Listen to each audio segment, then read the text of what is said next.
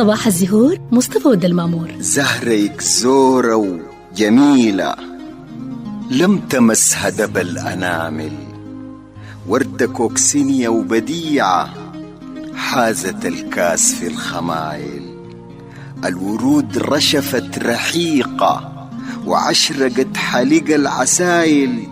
ايه علاقتك بورودي غير تميس ليها وتمايل، غير تميس ليها وتمايل. الورود عارت رحيقة وعشرقت حلق العسايل.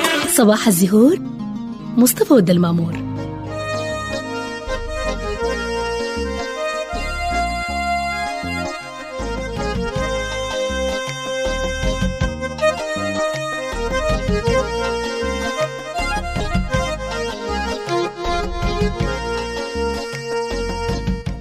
بسم الله الرحمن الرحيم. نحن الليلة بحمد الله في الحلقة رقم 100، برضو نستهيل الليلة مع سيد عبد العزيز.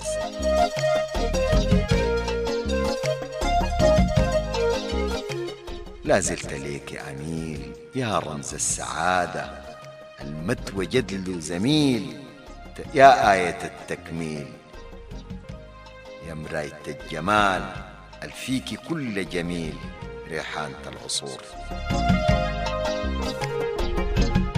الليلة موضوعنا عن العصافير في الثقافة السودانية، الليلة للحلقة 9 أو لليوم 9.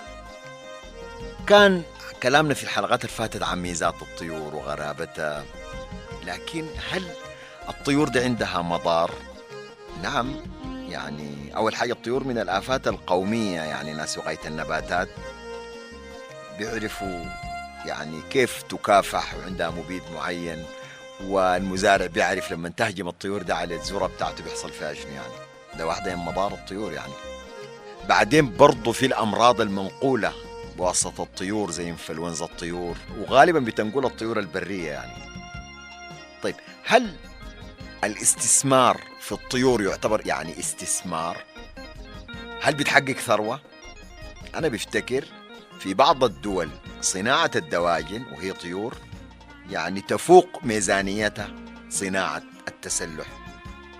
في النصوص الشعرية السودانية ذكرت الطيور، يعني أمثلة مثلا عبد الرحمن الريح من أشهر أغانيه ملك الطيور، قصد الطاووس يعني: ملك الطيور أرقص وسط الرياض نشوان، خلي الزهور تفتح مختلفة الألوان، أفرد جناحك وميل، حي الربيع يا جميل، خلي الشمس تسكب ذهب الشمس في النيل، وبيك المكان أجمل من لوحة الفنان، يا أجمل الأطيار، لك في الحديقة ديار معروشة بالورد ومفروشة بالأزهار.